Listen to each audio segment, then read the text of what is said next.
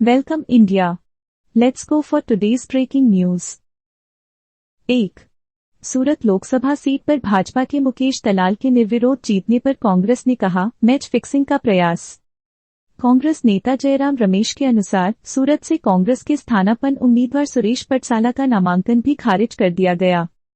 कांग्रेस ने सोमवार को सूरत लोकसभा क्षेत्र से भाजपा के उम्मीदवार को निर्विरोध विजेता घोषित किए जाने पर तीखी प्रतिक्रिया व्यक्त की और सत्तारूढ़ पार्टी पर एक सीट मैच फिक्सिंग करने का प्रयास करने का आरोप लगाया, जिसे वे भाजपा 1984 के लोकसभा चुनावों के बाद से लगातार जीत रहे हैं। भाजपा के उम्मीदवार मुकेश दलाल को छोड़कर अन्य सभी उम्मीदवारों ने अपना नामांकन वापस ले लिया। 7 मई 2024 को मतदान से लगभग 2 सप्ताह पहले 22 अप्रैल 2024 को सूरत लोकसभा सीट से भाजपा उम्मीदवार को निर्विरोध निर्वाचित घोषित किया गया। मोदी के अन्य काल में एमएसएमई मालिकों और व्यापारियों के संकट और गुस्से ने भाजपा को इतनी बुरी तरह से डरा दिया है कि वे सूरत लोकसभा को मैच फिक्सिंग करने का प्रयास कर रहे हैं, जिसे उन्होंने 1984 के लोकसभा चुनावों के बाद से लगातार जीता है। वरिष्ठ कांग्रेस नेता जयराम रमेश ने कहा। 2.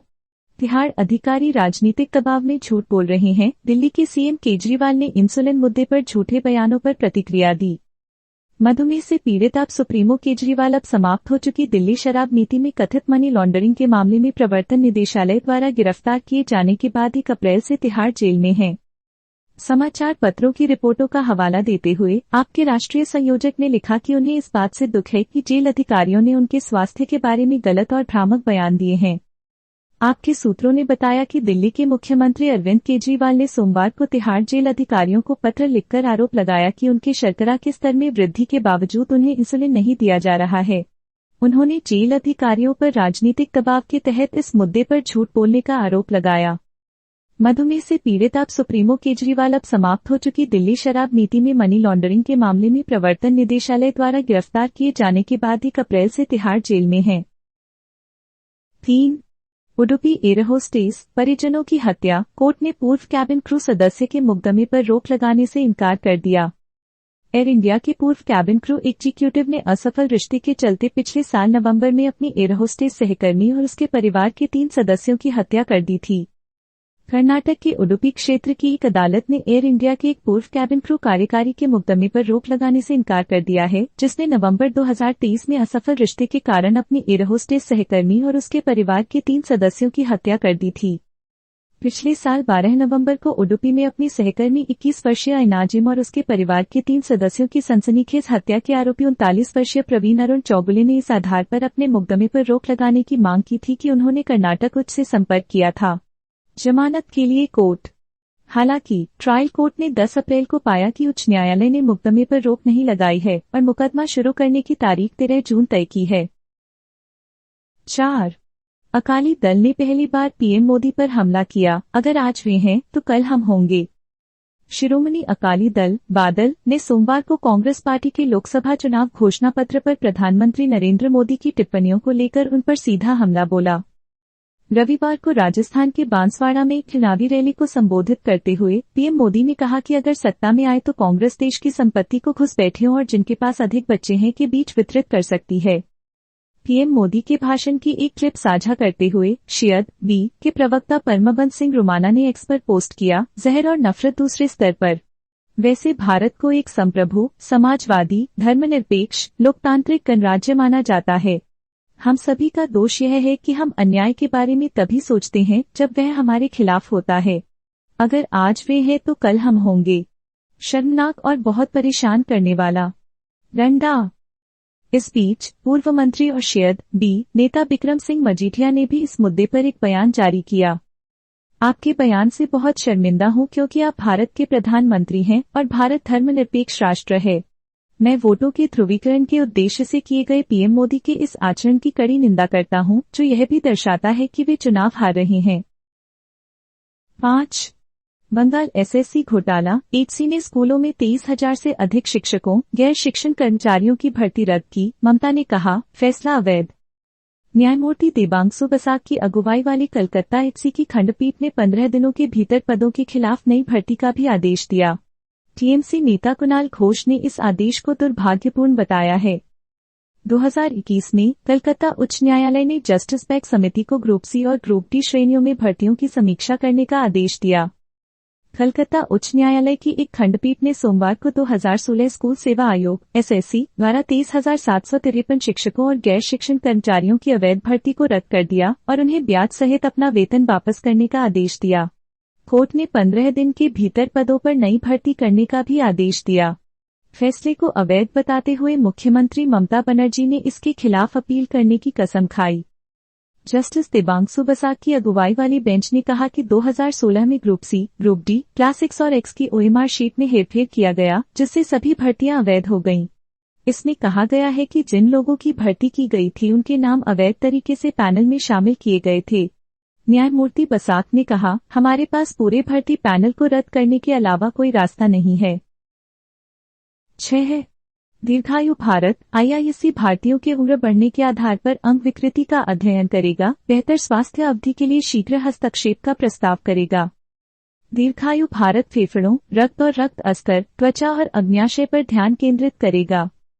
आईआईएससी का सेंटर फॉर ब्रेन रिसर्च अकेले मस्तिष्क और उम्र बढ़ने से जुड़े संकेतों और संकेतों के संबंध में इसी तरह के दीर्घायु अध्ययन में शामिल रहा है। बेंगलुरु में भारतीय विज्ञान संस्थान आईआईएससी ने गुरुवार को लॉन्गेविटी इंडिया लॉन्च किया, जो बुजुर्गों के बीच बिगड़ती स्वास्थ्य स्थितियों के कारणों का व्यवस्थित रूप से अध्ययन करने और बेहतर स्वास्थ्य अवधि में सहायता के लिए हस्तक्षेप तैयार करने की एक पहल है। हाल ही में भारत चीन को पछाड़कर दुनिया का सबसे अधिक आबादी वाला देश बन गया।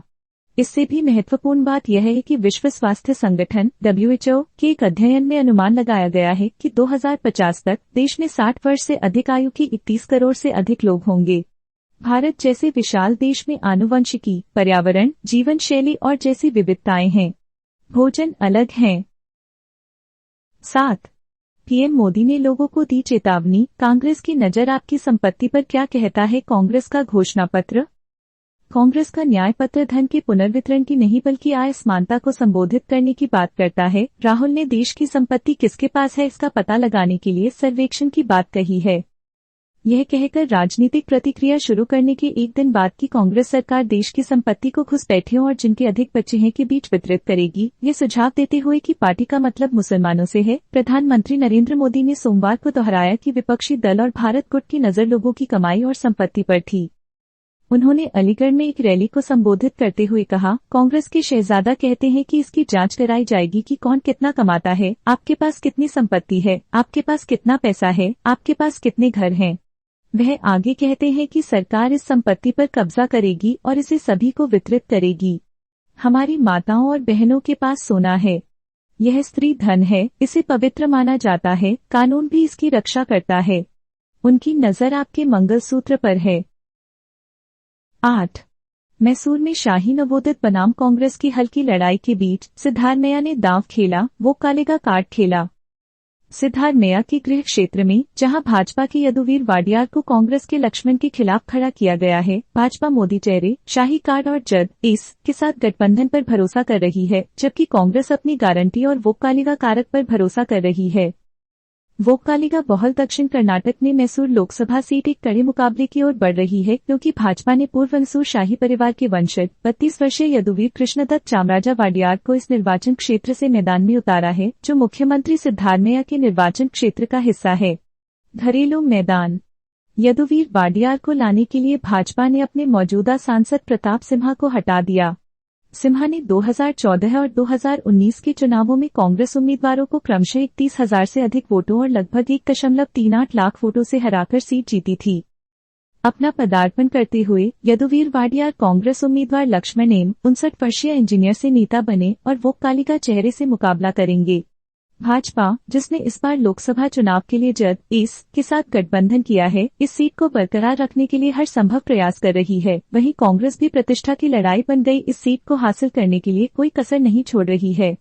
सिद्धारमैया के लिए 9. पश्चिम यूपी में बीजेपी के खिलाफ राजपूतों का गुस्सा बढ़ रहा है। ऐसे में मायावती और अखिलेश को मौका दिख रहा है और उन्होंने निशाना साधा है।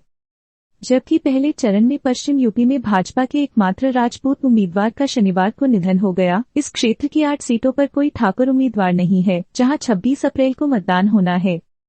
पश्चिमी उत्तर प्रदेश में क्षत्रिय समुदाय के नेताओं को टिकट न मिलने के कारण क्षत्रिय समुदाय में भाजपा के खिलाफ असंतोष पनप रहा है। ऐसे में विपक्षी समाजवादी पार्टी सपा और बहुजन समाज पार्टी बसपा को सत्तारूढ़ पार्टी को झटका देने का मौका मिल गया है। क्षेत्र में और उच्च जाति समुदाय तक पहुंच गए हैं।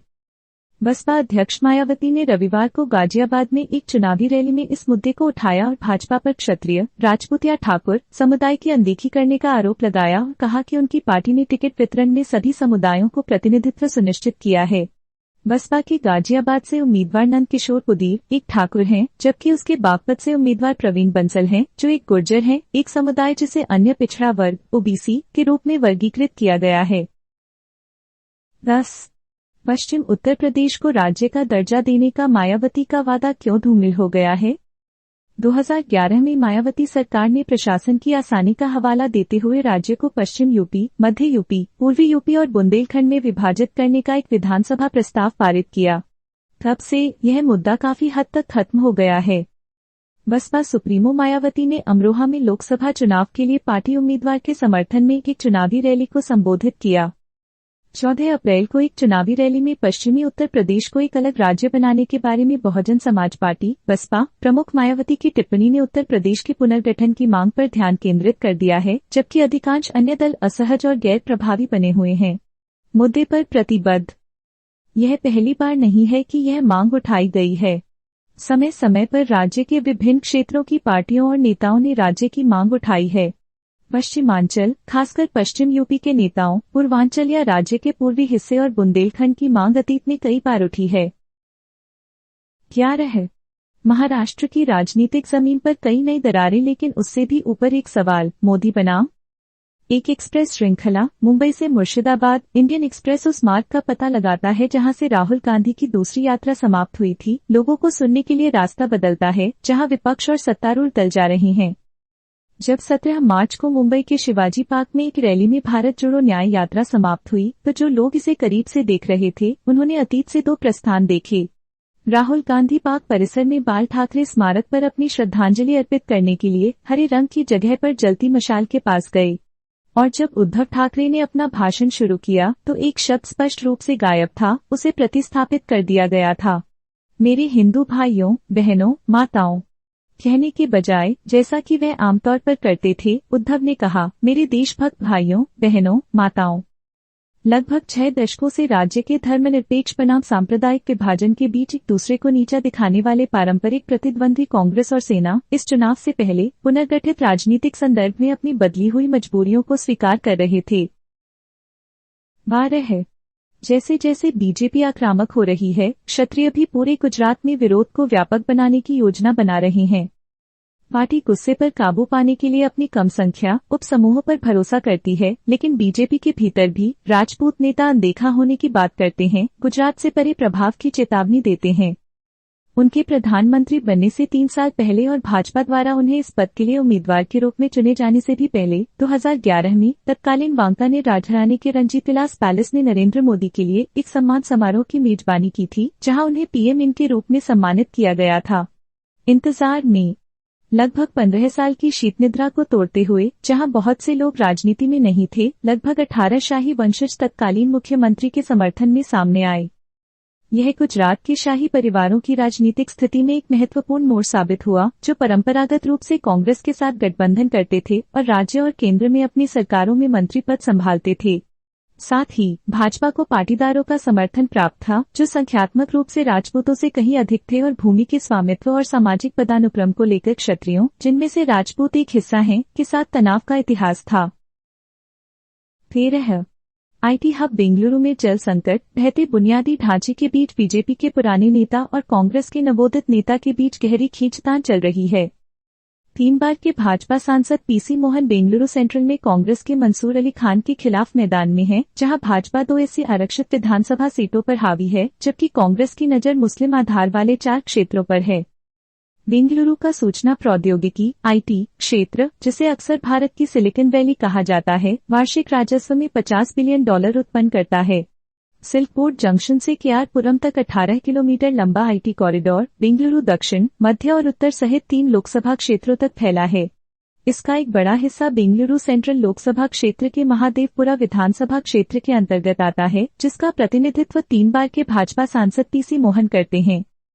इस बार मोहन का मुकाबला कांग्रेस के नवोदित उम्मीदवार और केके एजुकेशनल के सचिव मंसूर अली खान से है। 14 उम्र कैद की सजा काट रहे 4 दोषियों की जमानत के खिलाफ सौम्या विश्वनाथन की मां की याचिका पर सुप्रीम कोर्ट ने दिल्ली सरकार को नोटिस दिया। सुप्रीम कोर्ट सोमवार को टीवी पत्रकार सौम्या विश्वनाथन की मां की याचिका पर विचार करने के लिए सहमत हो गया, जो 2008 में उनकी बेटी की हत्या के लिए आजीवन कारावास की सजा काट रहे 4 दोषियों को दी गई जमानत के खिलाफ थी। जस्टिस बेला एम त्रिवेदी और जस्टिस पंकज मित्तल की पीठ ने माधवी विश्वनाथन की याचिका पर दिल्ली सरकार और चारों दोषियों को नोटिस जारी किया। दोषी अमित शुक्ला और बलजीत सिंह मलिक का प्रतिनिधित्व करने वाले वकील अमित कुमार ने उनकी याचिका का विरोध किया। दिल्ली उच्च न्यायालय ने 12 फरवरी को रवि कपूर, अमित शुक्ला, बलजीत सिंह मलिक और अजय कुमार की सजा को निलंबित कर दिया था। उनकी दोष सिद्धि और सजा को चुनौती देने वाली अपीलों के लंबित रहने के दौरान उन्हें जमानत दे दी थी।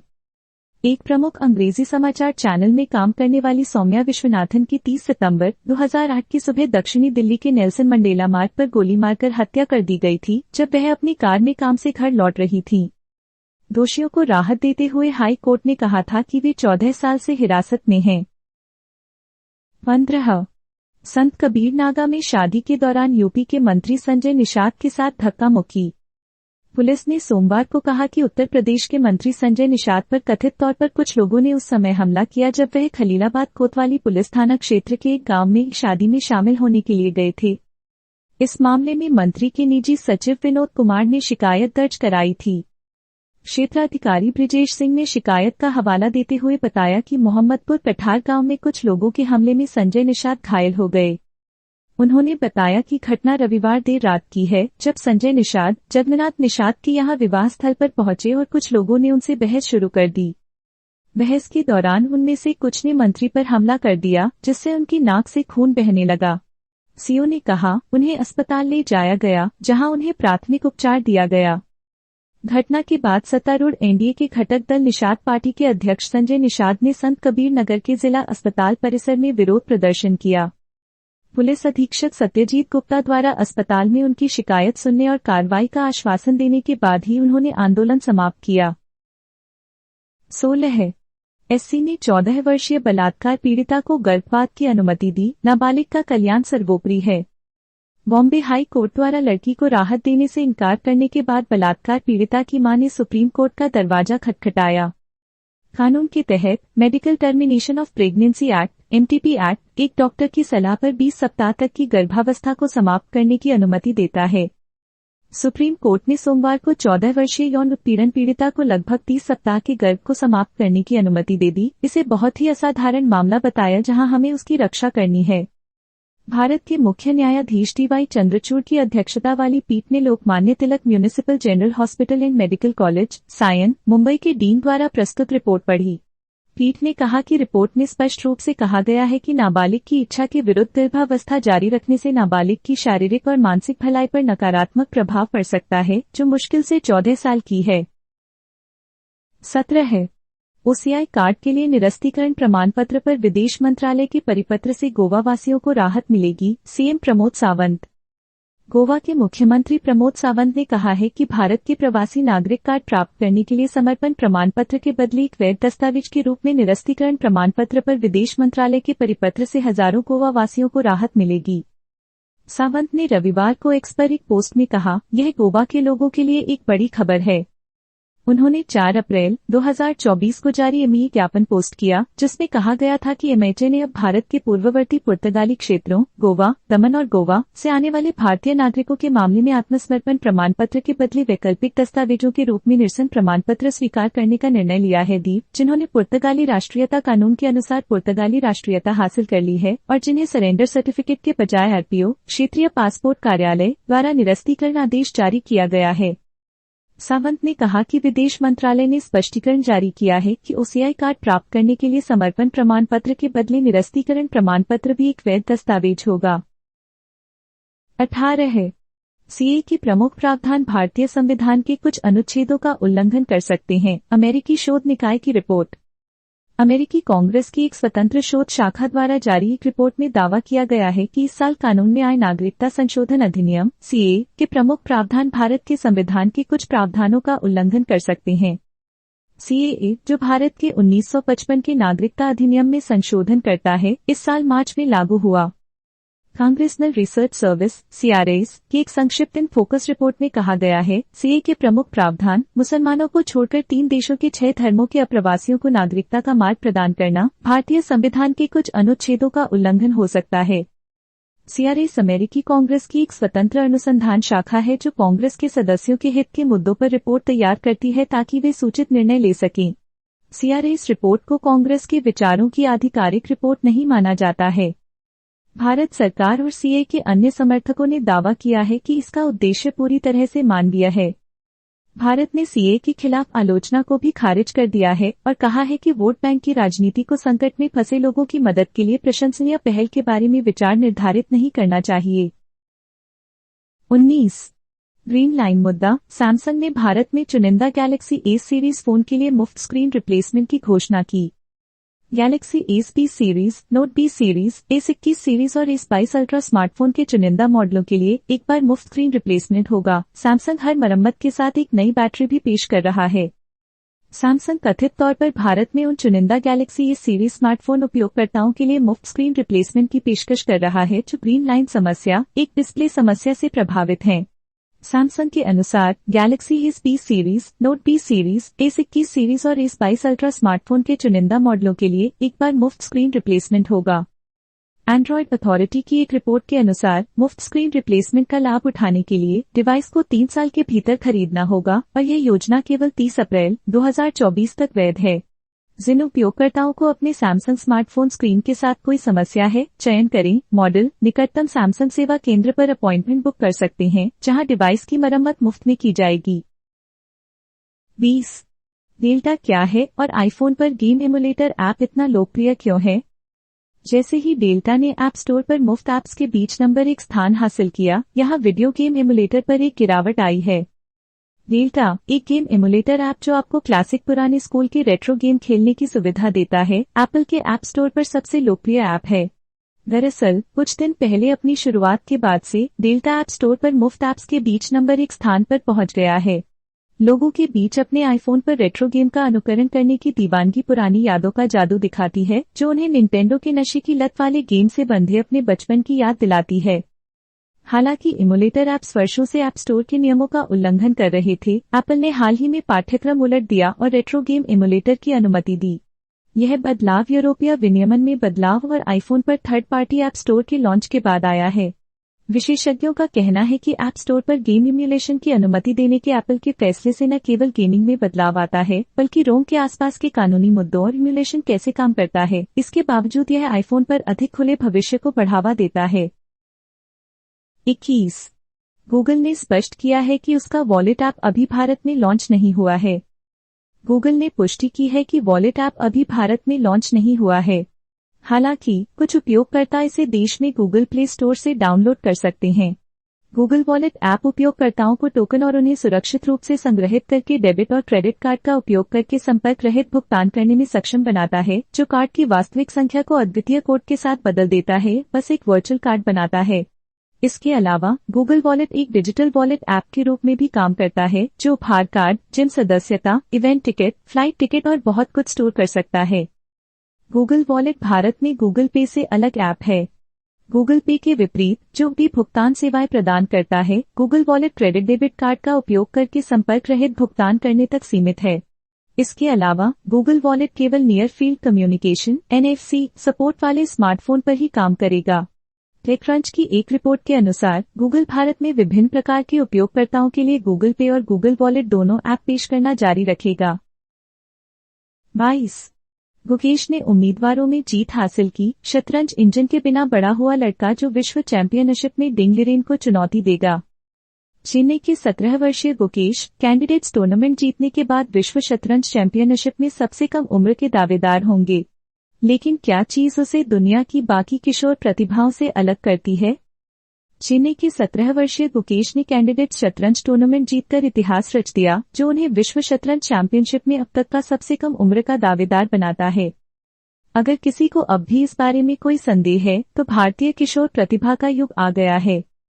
चेन्नई के 17 वर्षीय डी गुकेश, जो प्रतिष्ठित कैंडिडेट्स टूर्नामेंट में प्रतिस्पर्धा करने वाले दूसरे सबसे कम उम्र के खिलाड़ी थे, इस प्रतियोगिता के अब तक के सबसे कम उम्र के विजेता बन गए हैं, जो उन्हें विश्व शतरंज में प्रतिस्पर्धा करने वाले सबसे कम उम्र के खिलाड़ी भी बना देगा। चैंपियनशिप कैंडिडेट्स शतरंज टूर्नामेंट के अंतिम दौर में हिकारू नाकामुरा के खिलाफ ड्रॉ के बाद, जबकि केवल ड्रॉ से ही उसे टाई ब्रेक में भेजा जा सकता था, किस्मत गुकेश पर मुस्कुराई क्योंकि यान नेपोम्नियाची और फैबियानो कारुआना के बीच खेल में आखिरी मिनट में ड्रॉ हुआ, जिसने गुकेश को खिताब तक पहुंचा दिया।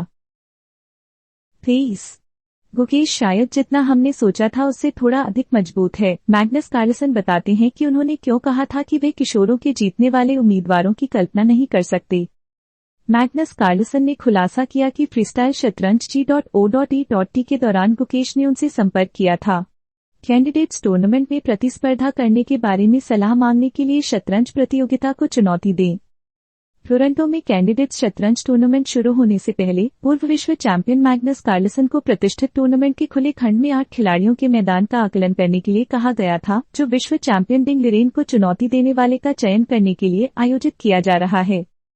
वह भीषण टूर्नामेंट में विदित गुजराती, प्रज्ञानंद और गुकेश की भारतीय तिकड़ी के सामने कंजूस थे। ये तीनों पहली बार कैंडिडेट्स में प्रतिस्पर्धा कर रहे थे, लेकिन कार्लसन विशेष रूप से 17 वर्षीय गुकेश की खिताब जीतने की संभावनाओं के बारे में स्पष्ट नहीं थे। 24 अमेरिकी सहायता से यूक्रेन को बढ़ावा मिलेगा, लेकिन 2025 की आपूर्ति पर संदेह बना हुआ है। स्वीडन प्रशासन इस सप्ताह कानून पारित होने के कुछ दिनों के भीतर यूक्रेन में हथियारों और उपकरणों को ले जाना शुरू करना चाहता है, जिसमें कीव को $60 अरब की सैन्य सहायता शामिल है, जो संकटग्रस्त राष्ट्र के लिए लंबे समय से विलंबित जीवन रेखा है। यूक्रेन को सहायता बहुत देर से मिलेगी क्योंकि उसके पास गोला बारूद की कमी है, नए सिरे से रूसी हमले के तहत लड़खड़ा रहा है। आशा थी और विश्लेषकों ने चेतावनी दी है कि इस बात की कोई गारंटी नहीं है कि और अधिक सहायता मिलेगी, लेकिन अधिकारी और विशेषज्ञ इस बात से सहमत हैं कि तोपखाने के गोले, सटीक निर्देशित मिसाइलें और हवाई सुरक्षा यूक्रेन के लिए सैन्य दृष्टिकोण को बदल देंगे। CIA के निदेशक विलियम बर्न्स ने गुरुवार को बुश में कहा, व्यावहारिक और मनोवैज्ञानिक रूप से सैन्य सहायता से जो बढ़ावा मिलेगा, उससे यूक्रेनियन 2024 तक अपनी पकड़ बनाए रखने और पुतिन के अहंकारी दृष्टिकोण को तोड़ने में पूरी तरह सक्षम है कि समय उनके पक्ष में है। डलास में नेतृत्व पर केंद्र फोरम। एक अमेरिकी अधिकारी ने कहा, गोला बारूद, वायु रक्षा प्रणालियों के लिए इंटरसेप्टर और लंबी दूरी के हथियार बिल के कानून बन जाने के बाद कुछ दिनों के भीतर चलना शुरू कर सकते हैं। अधिकारी ने कहा, अमेरिका की ओर से कोई देरी या बाधा नहीं होगी। 25 पाकिस्तान की सत्तारूढ़ PMLN ने राष्ट्रीय और प्रांतीय असेंबली सीटों के लिए हुए उपचुनाव में अधिकांश सीटें जीत लीं। सोमवार को अनौपचारिक परिणामों के अनुसार सत्तारूढ़ पाकिस्तान मुस्लिम लीग नवाज PMLN ने कम से कम 2 राष्ट्रीय और 10 प्रांतीय असेंबली सीटें जीतकर प्रमुख उपचुनावों में बड़ी हिस्सेदारी हासिल की। कानून व्यवस्था बनाए रखने के लिए पंजाब और बलूचिस्तान के विशिष्ट जिलों में कड़ी सुरक्षा और सेल्युलर और इंटरनेट सेवाओं के निलंबन के बीच रविवार को 21 राष्ट्रीय और प्रांतीय विधानसभा सीटों पर उपचुनाव हुए। पंजाब और खैबर पख्तूनख्वा में नेशनल असेंबली की 2-2 सीटें और सिंध में 1 सीट, जबकि पंजाब असेंबली की 12 सीटें और खैबर पख्तूनख्वा और बलूचिस्तान विधानसभाओं की 2-2 सीटें जीतने के लिए थीं। PMLN, पाकिस्तान तहरीक-ए-इंसाफ PTI, समर्थित सुन्नी इत्तेहाद काउंसिल SIC और पाकिस्तान पीपल्स पार्टी PPP सहित प्रमुख राजनीतिक दलों ने उपचुनाव में भाग लिया। हालांकि मौलाना फजलुर रहमान की जमीयत उलेमा इस्लाम फजल ने चुनाव का बहिष्कार किया। पाकिस्तान की चुनाव समिति ECP ने अभी तक अंतिम परिणाम जारी नहीं किए हैं, लेकिन निजी मीडिया चैनलों ने व्यक्तिगत मतदान केंद्रों के परिणामों के आधार पर परिणाम साझा किए हैं। 26 इजरायली नेताओं ने सैन्य इकाई के खिलाफ अपेक्षित अमेरिकी प्रतिबंधों की आलोचना की, जिससे संबंधों में और तनाव आ सकता है। इजरायली नेताओं ने रविवार को इजरायली सेना में अतिरूढ़िवादी सैनिकों की एक इकाई पर प्रतिबंध लगाने के अमेरिका के अपेक्षित फैसले की कड़ी आलोचना की। यह निर्णय सोमवार को जल्द ही आने की उम्मीद है। यह पहली बार होगा जब अमेरिका ने इजरायली सेना के अंदर किसी इकाई पर प्रतिबंध लगाया है और दोनों सहयोगियों के बीच संबंधों में और तनाव आएगा, जो गाजा में इजरायल के युद्ध के दौरान तेजी से तनावपूर्ण हो गए हैं। जबकि अमेरिकी अधिकारियों ने स्वीकृत इकाई की पहचान करने से इनकार कर दिया, इजरायली नेताओं और स्थानीय मीडिया ने इसकी पहचान नीत्जा यहूदा के रूप में की, एक पैदल सेना बटालियन जिसकी स्थापना लगभग 1/4 सदी पहले अतिरूढ़िवादी पुरुषों को सेना में शामिल करने के लिए की गई थी। कई धार्मिक व्यक्तियों को अनिवार्य सेवा से छूट प्राप्त होती है। इजरायली नेताओं ने इस निर्णय की निंदा की, इसे अनुचित बताया, खासकर ऐसे समय में जब इजरायल युद्ध में है, और इसका विरोध करने की कसम खाई। प्रधानमंत्री बेंजामिन नेतन्याहू ने कहा, अगर कोई सोचता है कि वे आईडीएफ में किसी इकाई पर प्रतिबंध लगा सकते हैं, तो मैं अपनी पूरी ताकत से लड़ूंगा। Thank you all. Please like, share and subscribe.